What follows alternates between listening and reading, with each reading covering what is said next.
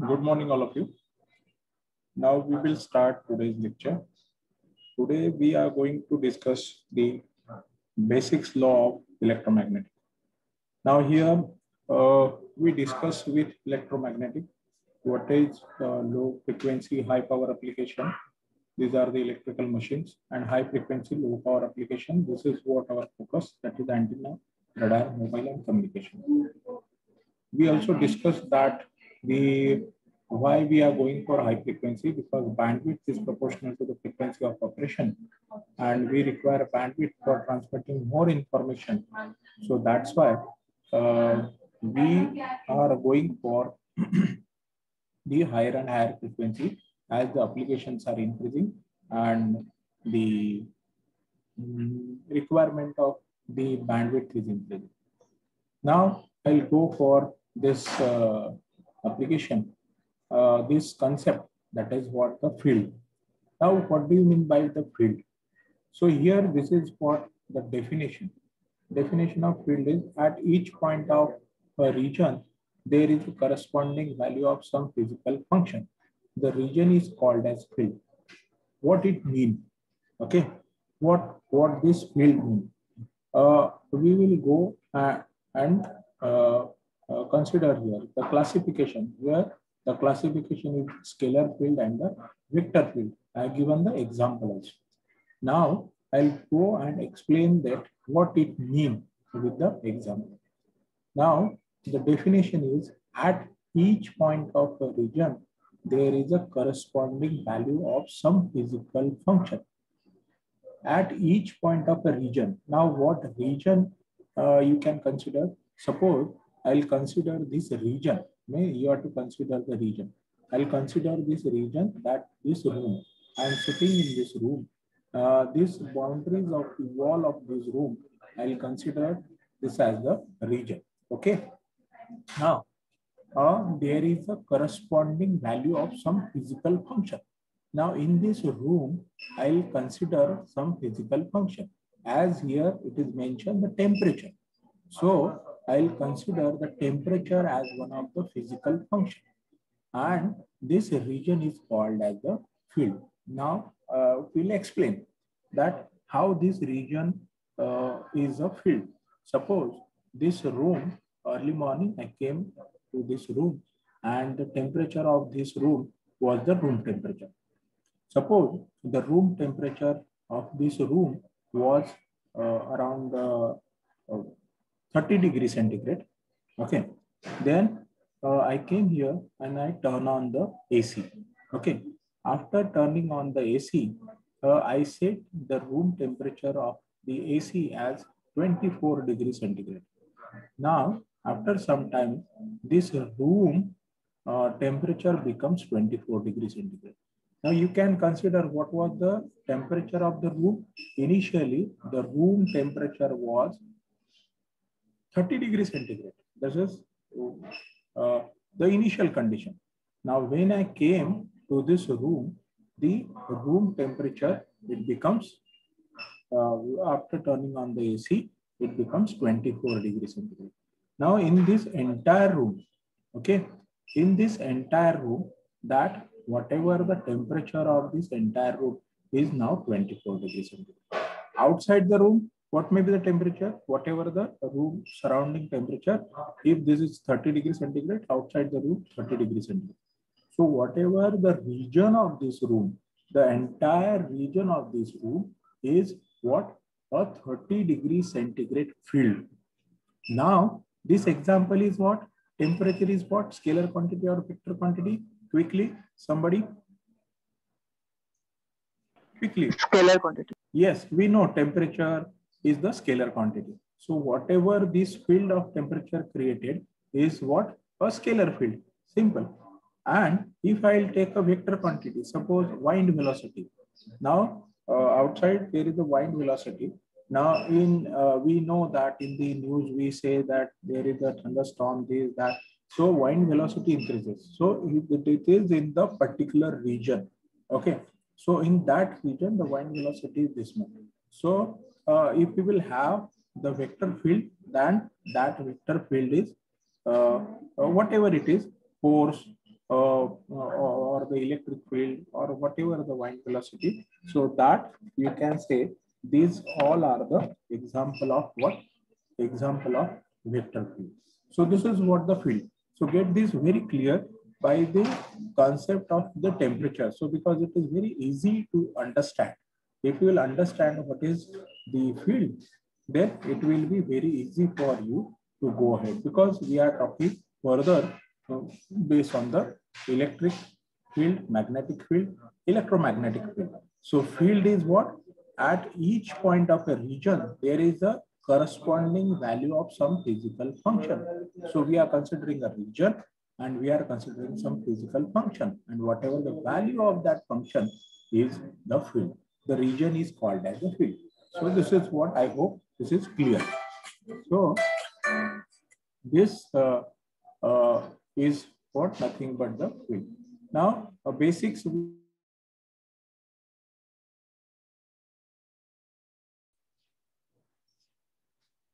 Basics are covered in the previous lecture. If you have to recap, so you can go through the previous videos and recap. Okay, so coordinate system and vector analysis. So I'll go one of the example. Coordinate system, these three coordinate system we discussed, that is the Cartesian coordinate system, the cylindrical coordinate system and spherical coordinate system.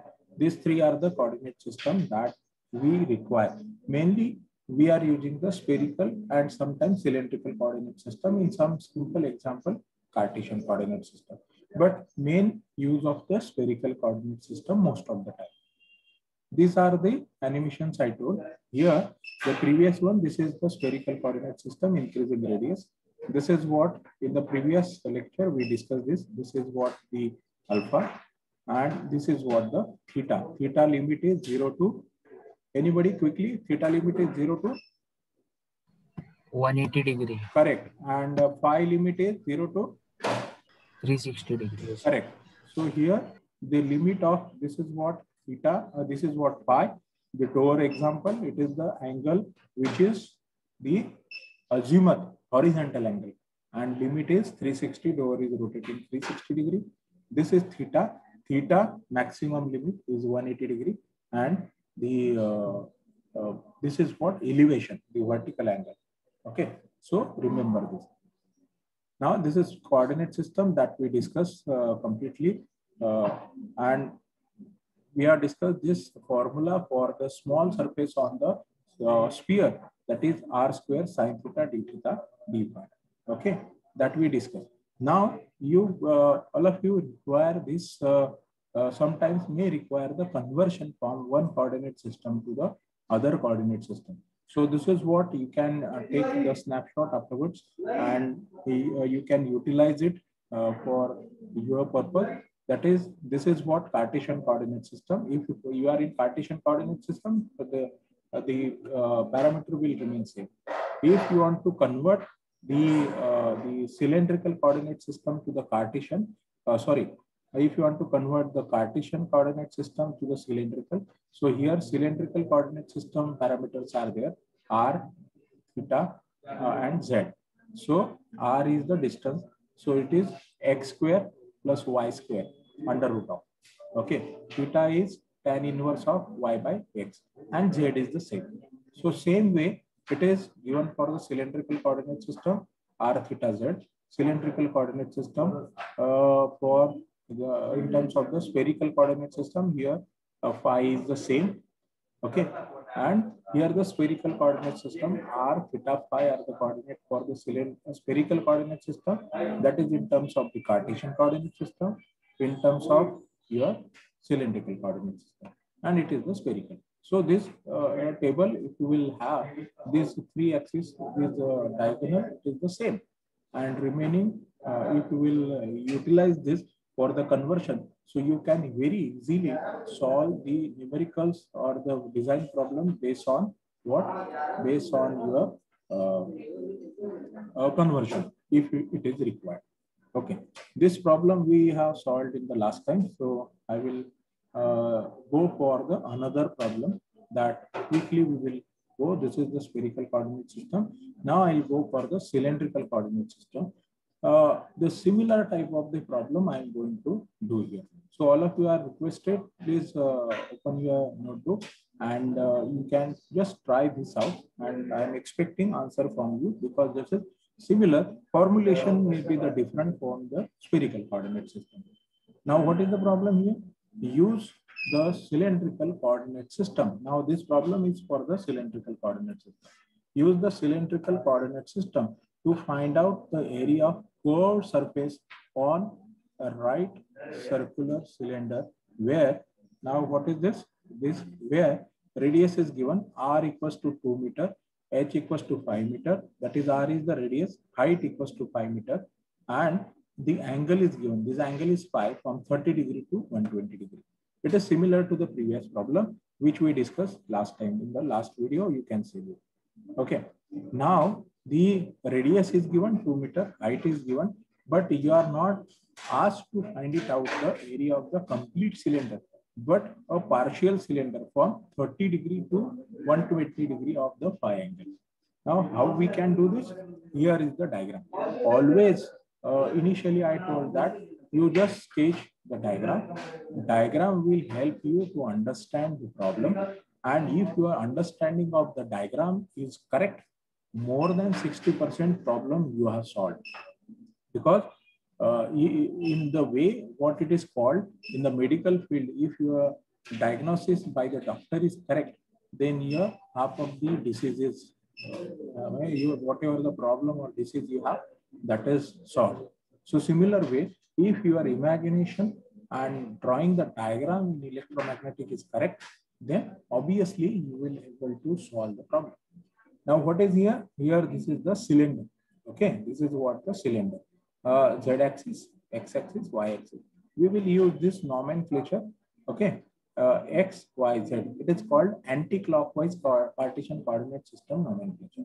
Although it is the cylindrical coordinate system problem, but always we require a reference of the Cartesian coordinate system because x, whatever your angle phi, it is reference is along the x-axis, and whatever your angle theta in spherical coordinate system, reference angle is along the z-axis. Now the problem we have to draw. Now what it is given, I have converted this degree 30 degree to the radian. So simply it is we know that 360 degree is 2 pi and your pi equals to 180 degree. Accordingly the angle is converted. So 30 degree equals to here pi by 6. So this is your angle phi. So from here to here. So angle phi. So this very first location, this is what the angle. So here 30 degrees. So this is pi by 6. And second, the limit what it is given, I think it is 120 degree. So it is 2 pi by 3. You can do pi equals to 180 degree accordingly for I think yes 120 degree. So accordingly for 120 degree, your conversion is 2 pi by 3. Why we require this? Because we are using the double integration. As the calculation of surface is there, so we need to use the double integration. So your problem is you have visualized this. Visualizing is the most important. I hope that you understand. Anybody, if there is any issue, problem in understanding, you can ask me now. Otherwise, I'll go further. I hope it is clear. Okay. Now, what is the differential surface element? What it means? The ds. If I will consider the small differential element, this is what your surface, small differential element, that is ds. So this ds can be given a formula, but the formula for the ds will not be the same as the spherical coordinate system. Here the formula will be different.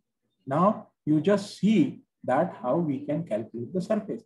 Now here, how many parameters are the variable in the surface? You can see there are 3 parameters in the any coordinate system. In your spherical coordinate system, you have a coordinate r, theta, and z. Okay. So what is r? R is constant. Why? Because the surface is on the circumference on the surface of the cylinder. So on the surface of the cylinder, the radius is given. So radius is fixed. So r is constant. what two parameters are variable? One is the phi. It is given 30 degree to 120 degree. So that means pi by 6 to 2 pi by 3. So this parameter is variable. What is? So that's why I written d. Another parameter is z. So your z is also changing from this length to this length. So height is given. So height of this cylinder is given. So that also you have to take in consideration. So this is what the ds. Once your ds formula is correct, you have to do simply the double integration and you have to put the limit. So we will do the double integration. So S equals to, this is ds is the small surface and S is what? Capital S is the complete surface what we require. This is the double integration of R d phi dz. Same formula we put. Now the integration limit. So integration limit is for R is what? R is given, R is 2 meter, and your Z, the limit for Z, this is the limit for Z. Limit for Z is, height is given, height is equals to 5 meter. So 0 to 5 is the limit for dz. So 0 to 5 is limit for dz, and obviously theta. So what is the, sorry, pi.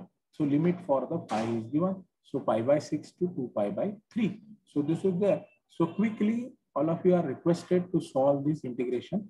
This limit, you can separate it out. That is the limit for phi and limit for z. Okay. You separate it out and give me the answer. Quickly, give me the answer. Separate it out. The 2 is the constant outside. And for the z, integration of z, dz is equal to z. And z, you put the limit 0 to pi. And for d phi, the integration is pi. You put the limit, this limit, and give me the answer. Quickly.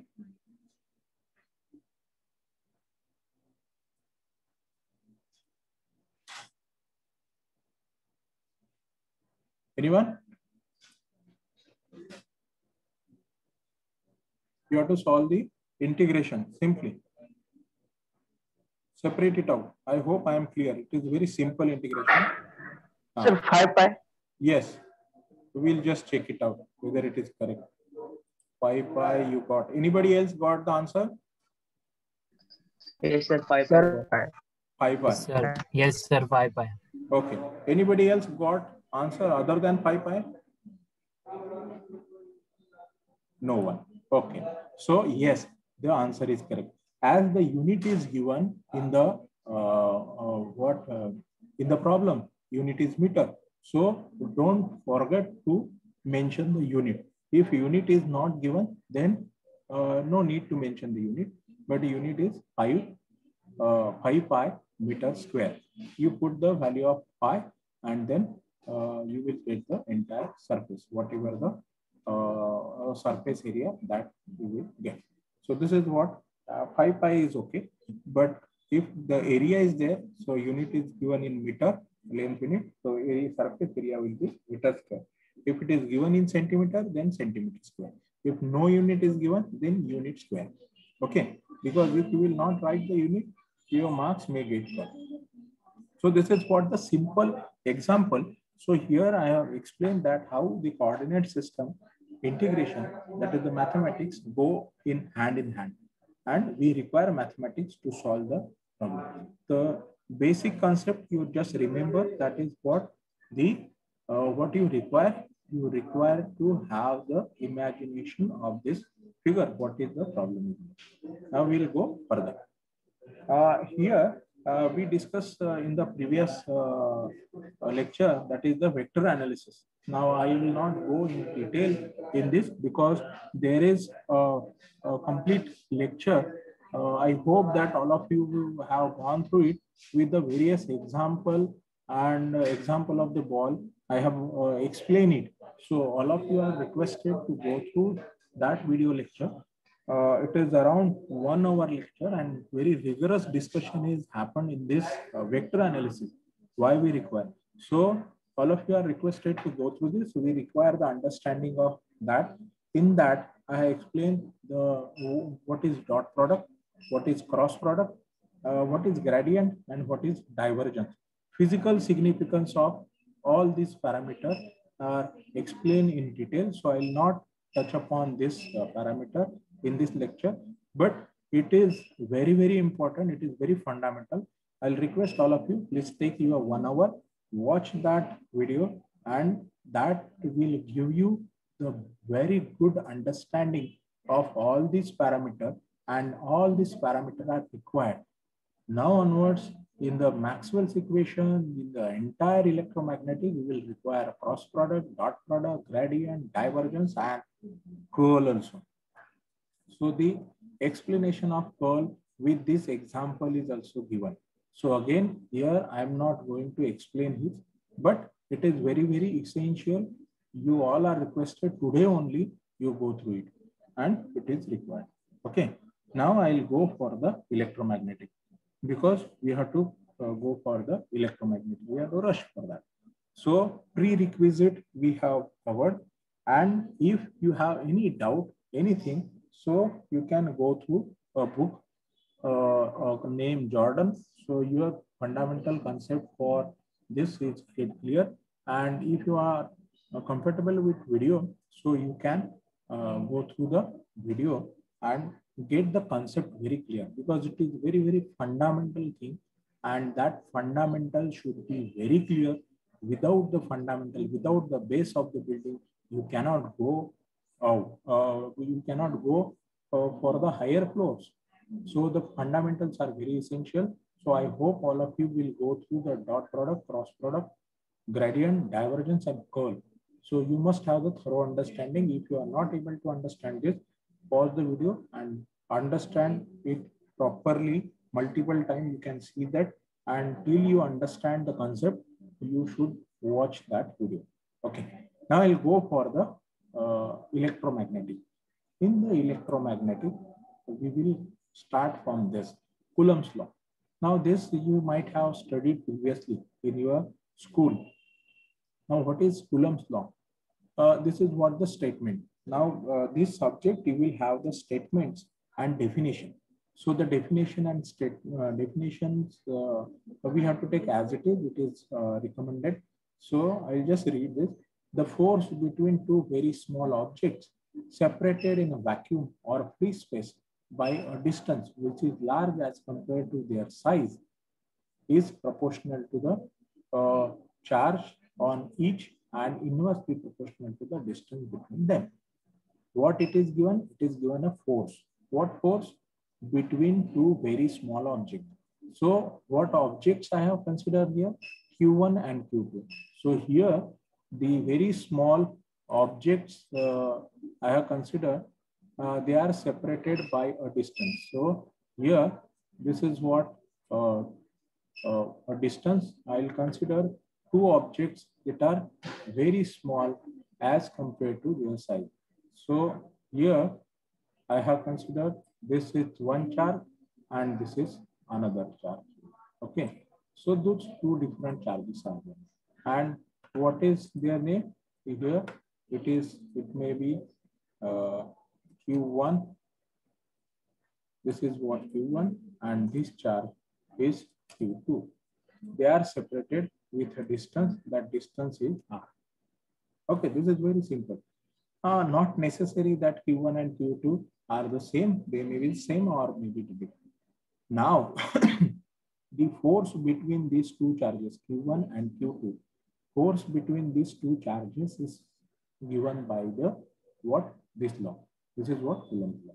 The force is directly proportional to the Q1 and Q2, that is product of the charge Q1 and Q2, and inversely proportional to the square of distance between these two charges.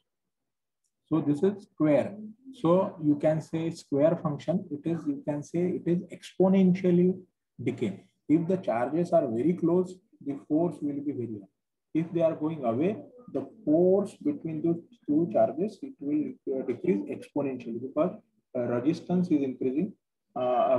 Distance is increasing. So it is inversely proportional. If I will take the distance r equals to 1, so denominator will be 1. If I will take distance equals to 2, the denominator will be 4, because 2 square. If I will take, then it becomes 9. If I'll take, then it becomes 16. So the decay will be 1, 4, 9, 16, 25. This way it goes exponentially. So you will plot the curve, you will get the exponential decay. So this is what the statement, very simple to understand. Okay. So this is what the concept here. Now I'll go further.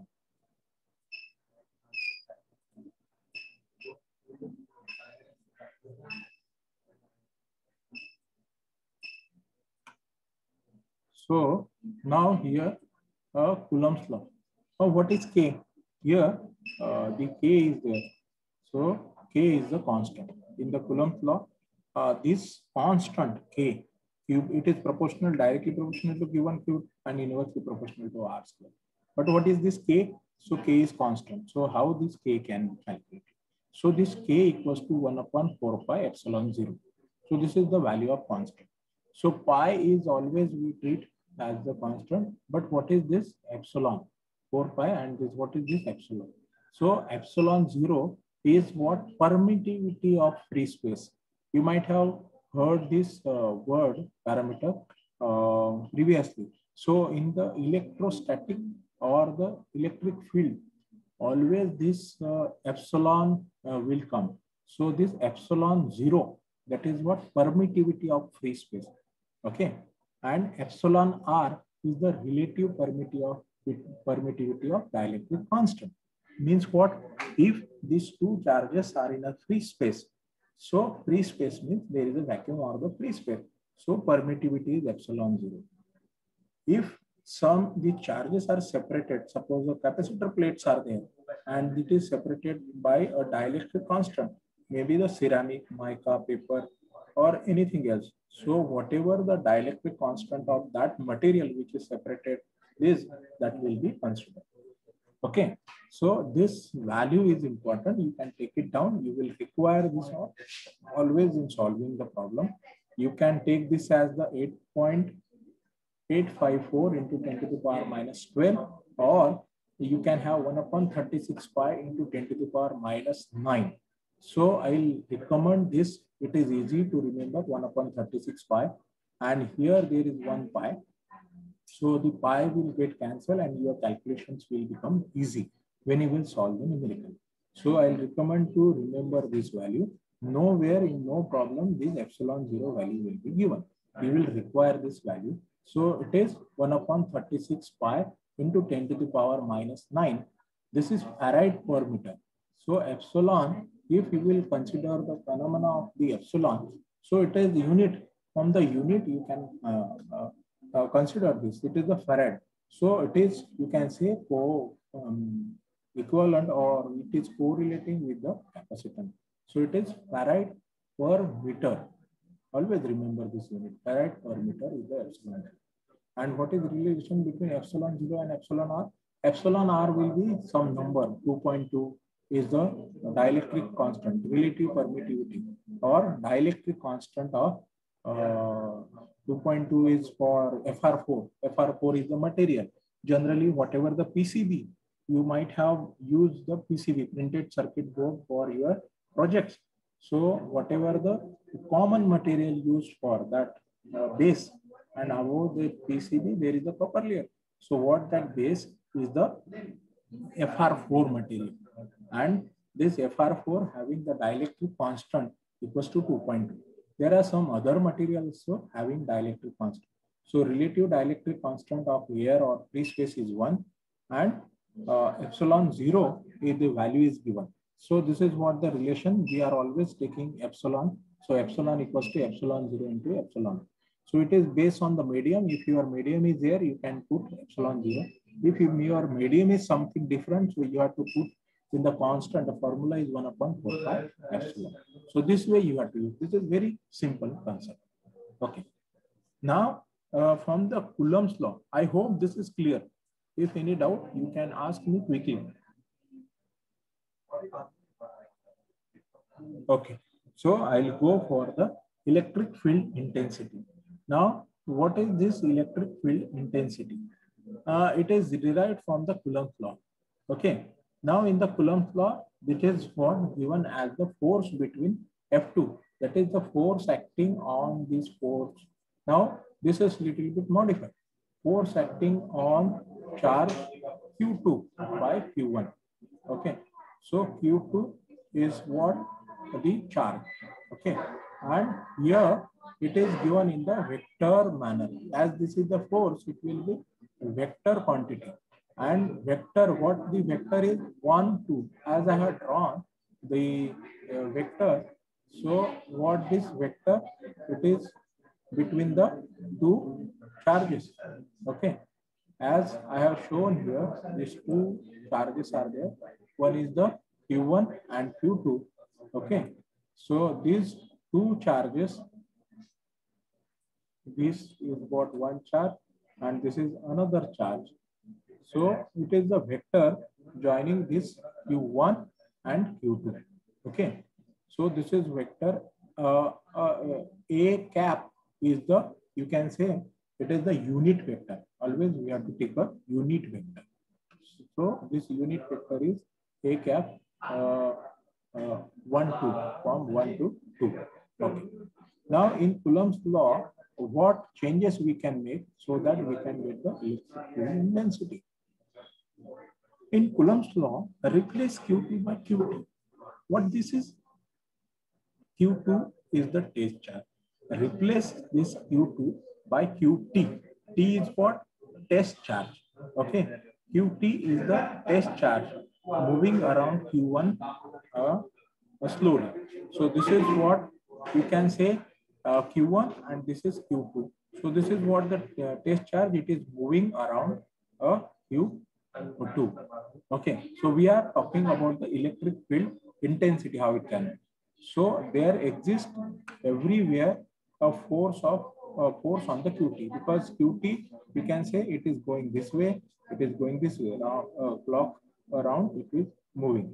Okay, this wheel I'll name this as the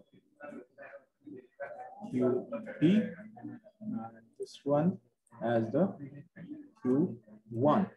So which charge is moving? Qt is moving. Moving what? Maybe the surroundings, maybe in a circular manner. Keeping this distance constant, R constant, and it will move. Okay, Qt is the test charge moving around Q1 slowly. It will move. There exists everywhere a force on Qt. The force will exist whether if the distance is constant, whether it will be here or whether it will be here or somewhere here. Okay, so what, where, suppose it is here or maybe here or maybe here or maybe, so it is, if it is moving this way. Okay, so from, if the keeping the distance common, if it is moving constantly anywhere, so there will be the charge on Qt. Okay, so what is that charge? So according to the Coulomb's law, the force on Qt, test charge, instead of Q2 we are saying Qt. So that charge equals to Q1 Qt. Now this another charge, we name this as the test charge, Qt upon 4 pi epsilon 0 r square AR. AR means this is what the A12. So A12 will change as A1t, whatever the distance of t. Now, how further we can go here? Okay.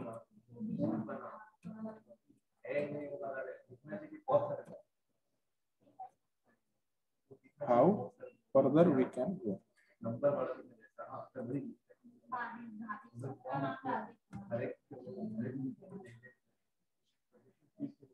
Okay.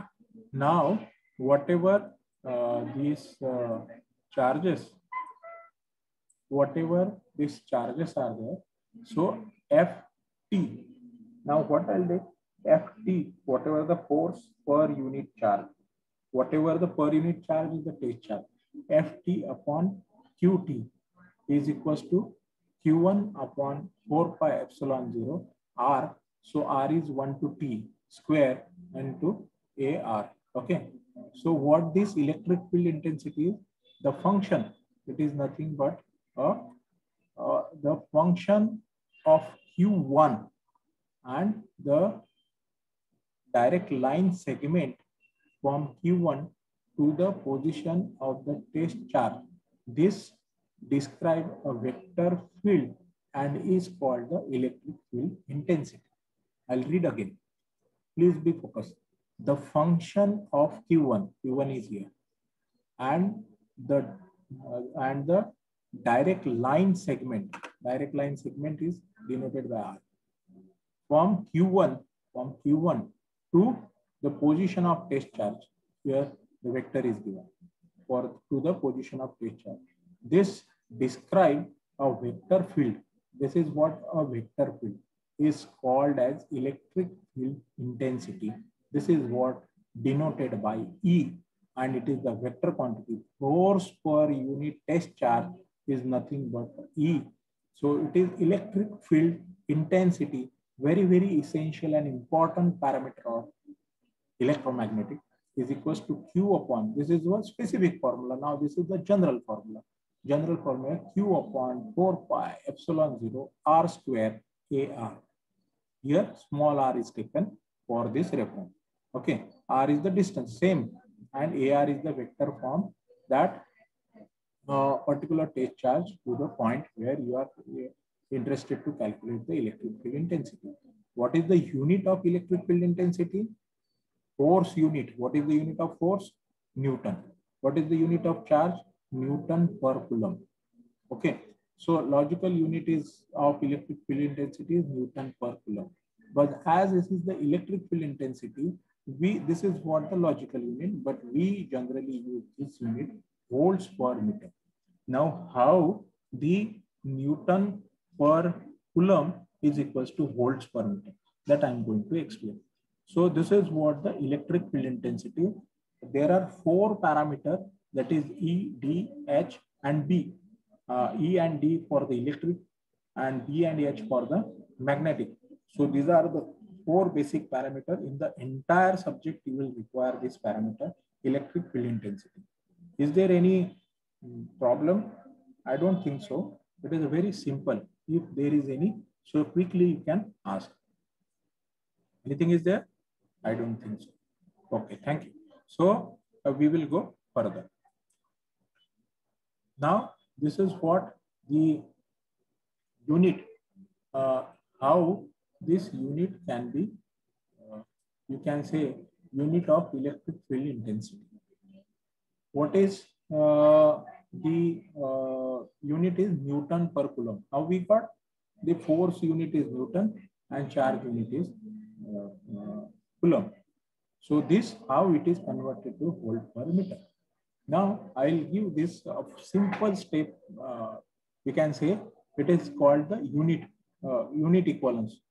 So if you will calculate a power, so power is voltage into the current. So volts into ampere. I'll talk in terms of the unit. So voltage, volt, and ampere, multiplication of these two. Now, power also can be written in terms of joule per second. Am I right? So power, unit of the power is joule per second. Joule per second is also, you can write the unit of power. And voltage is there. Ampere, ampere is nothing but what? Current flowing through the particular conductor per unit time. So what is that? Charge. Current means ampere is what? Current unit. So how you can describe? It is the charge. That is what the electron. Electron is flowing. Electron is flowing through a conductor. Suppose this is conductor. Electrons are flowing per unit time. Okay. So coulomb per second.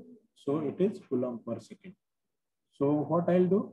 So here I'll rearrange this. So volt and coulomb I'll put here. Second, this is what from both the sides it will get cancelled with second, and this second is in denominator. So joule I will write Newton meter. Okay. So Newton meter. If I will, joule can be written as Newton meter. So if I will write Newton per coulomb, it is in multiplication. I'll take this side. So it becomes Newton per coulomb, and volt is here, and meter I'll take this side. So this is what the unit balance. Newton per coulomb equals to volt per meter. So by the taking the concept of power, I have balanced this unit. This you can require balancing this unit. So this unit can be balanced. That is what Newton per coulomb equals to volt per meter. So this is a balancing the unit. Is there any doubt in this? Quickly.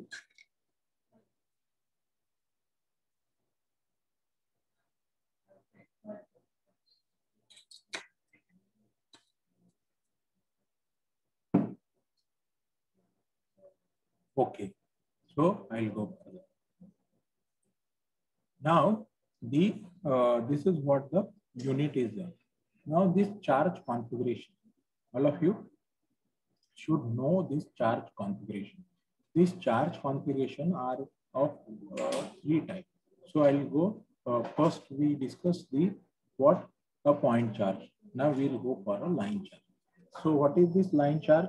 The charge is uniformly distributed along the line. So what this may be any line, okay, straight line or whatever the line. So the charge is uniformly distributed. Current flowing through the conductor is the example. So this is what here I'll take this small portion. So the charge is dq. Okay, so this dq is the charge from here to here, and the length of this line is dl, a straight line. Okay, so dq is spread along this line. So here it is called as rho.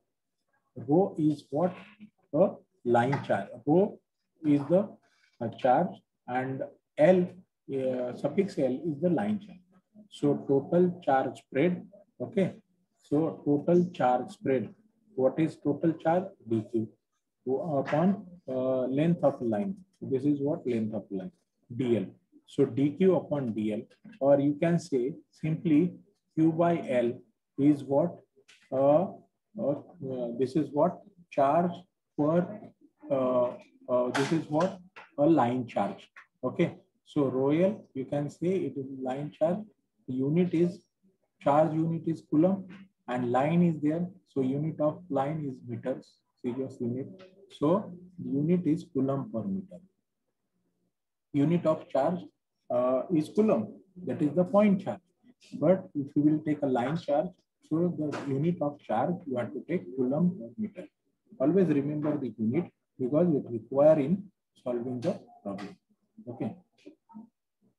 This is what the line charge configuration. Now we will go for the surface charge. Surface charge is what? The charge is uniformly distributed over the surface. The best example is what? A capacitor plate.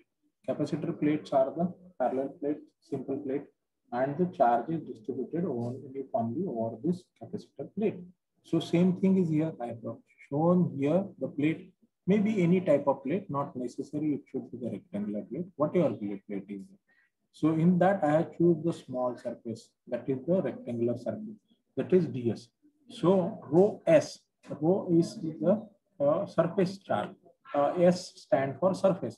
Rho s equals to total charge spread, whatever the total charge spread, we say the dq. Now we are taking for the small example. So dq is the total charge spread upon area of surface. So area of surface is ds. So dq by ds is what? The rho s.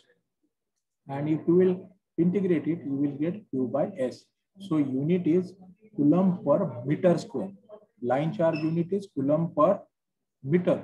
And here the line charge unit is coulomb per meter square.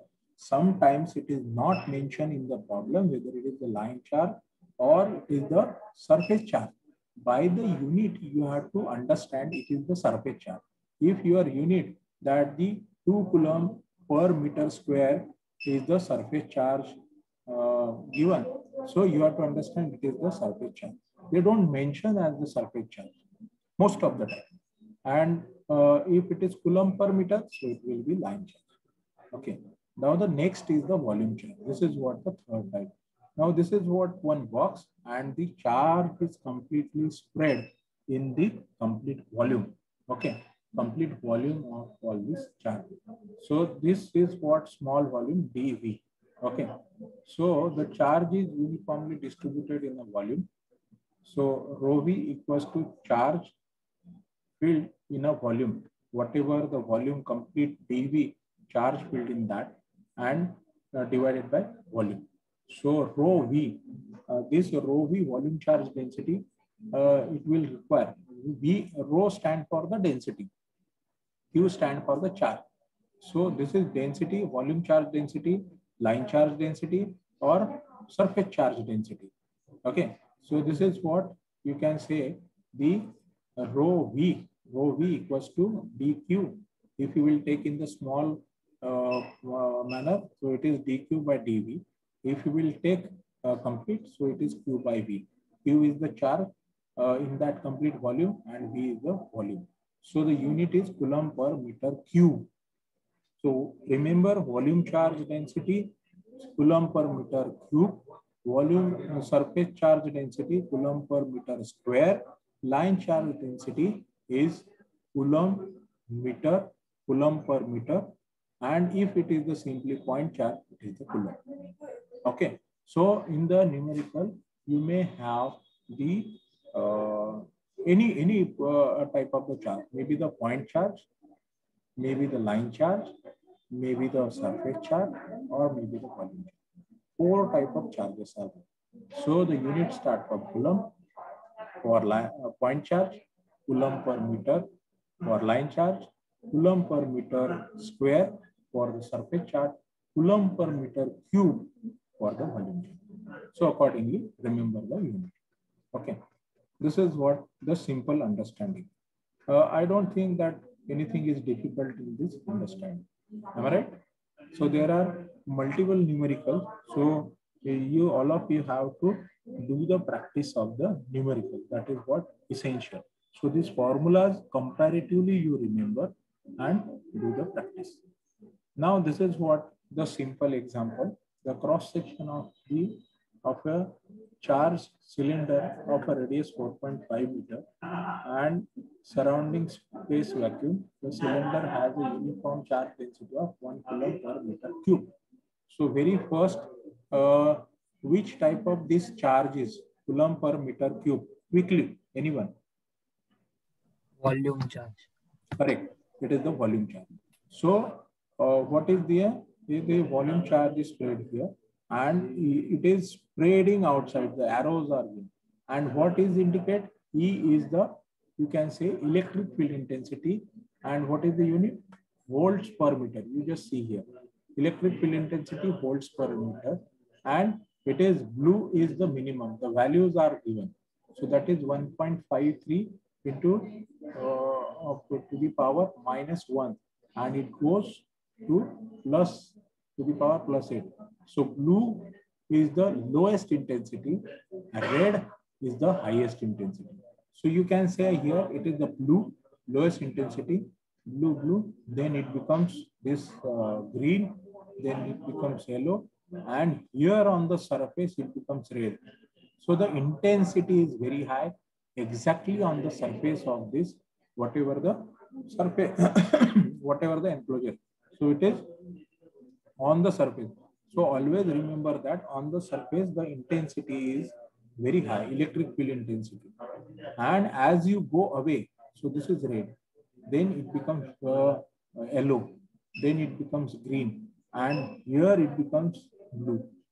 So you just say the red area is very small, the green, the yellow area is again small, the green area is comparatively large, and blue area is red. Why this is so? Because just now we proved that whatever the electric field intensity is inversely proportional to R square. So as you go away from this surface, your intensity goes on reducing exponentially because it is R square. Okay. And quickly, I want to answer that which type of charge is this? Whether this is the positive charge or this is a negative charge. Anyone? B65, Pranay? Or anyone else? whether this is a positive charge or negative charge. Quickly. Sir, negative charge. Okay, negative charge. Why negative charge? Vedant? Sir, because sir, in the formula we put when, sir, it's epsilon is 10 raised to minus 12, and again it's 10 raised to minus 9. No, beta, this is not the correct approach. Okay. The correct approach is based on the arrow. Okay. So if you just see your arrows are going outside or inside, based on that, it will be positive charge or the negative charge. Now, I will not give answer for this just now. All of you, please go through the search. You just do the search that when the charge is positive, the what arrows charge is going outside or it's coming inside. Sir, positive charge. Huh? It is positive. Positive charge, sir. Yes, sir. Why positive? Sir, just like in a, sir, just like in magnet, the electric field lines from no, sir. Sir, the electric field lines like, sir, 1 minute. Sir, in beta, in a magnet, there is a magnetic field. Now we are discussing the electric field. Chetan, am I right? Yes. Yes, sir. Ah, Yes, sir. okay. Okay. So we are talking for the electric field. Now, what one question I'll give? I'll not give the answer here. I'll give you a question. Next time, I'll ask this question. All of you just search whether this charge is the positive charge or this is the negative charge. And if it is the positive charge, then why positive charge? If this is the negative charge, then why negative charge? I hope Chetan and all of you will take this answer next time. Okay? Okay. So I'll go further. Now this is what very interesting. Whatever I shown here, this is what inside the so inside. So all of you, please give me the justification if you are able to give me right now whether this is positive charge based on the arrows going outside. Now just focus on the intensity and the whatever the scale given here. Blue is the lowest, red is the highest. In between there are three colors. The multiple color shades are there. You just see here these are goes on increasing from the center. So from the center goes on increasing, outside it goes on decreasing. So the same graph is put here. So whatever it is 4.5 it is given. So initially it is what inside you can see it is linearly increased. If you see the color code, you can just see inside the cylinder your Coulomb's law doesn't obey. It is linearly increasing. It is applicable outside the cylinder. This is cylinder surface. Now it decays exponentially. Why? Because it is inversely proportional to R square. On the surface it is maximum and it is inversely proportional. So if your sphere is there, cylinder is there, whatever the shape is there. So where the maximum charge will be there, that is on the surface. Okay, so you can see on the surface, you will have the maximum charge. And from here, outside the surface, if it is a volume charge, we have taken the example. So from the surface, this is from the surface, it goes on reducing. So this way. So this is electric field intensity volt per meter versus the distance. Distance is given in mm. So if you can do this programming, it is well and good. You will understand that how it exponentially decay by putting this formula in any simulation software, maybe the MATLAB or anything else. So this is what the simple understanding. Okay, so this is the thing, and same thing is here. This another example. So what this is example? Here a sphere is taken, and in the sphere, what the inside it is R. So whatever the R, it is linearly increasing, and outside the sphere, it is exponentially decaying. Okay. So E is inversely proportional to the R square. Here it is mentioned. Okay. Now this is what the another example. This is the two charge plates are kept. Now the question, very first question I am giving you, which plate is positively charged and which plate is negatively charged? That is what the question. So you just see on the arrows. Okay. So here again the intensity color code is same. Blue is the lowest and red is the highest. And here you can see the blue here is the red, and then it goes on and it will come and it will go inside. So from this plate the arrows are going outside, from this plate the arrows are going inside. So black plate, that is the lower plate, is positively charged or negatively charged. Anyone? Black plate? So black is negatively charged. Negatively charged. Why? Sir, all the positive charges are going towards the negative charge. All the positive charges are going towards? Negative charge means arrows are going inwards in the black plate. Arrows are going inward. So you can see the inside arrow. Okay. The arrows are going towards the negative.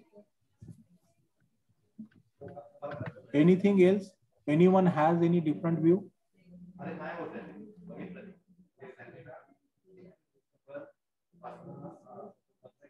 So you just check based on the arrow direction. Okay. So again, next time we will discuss this in detail.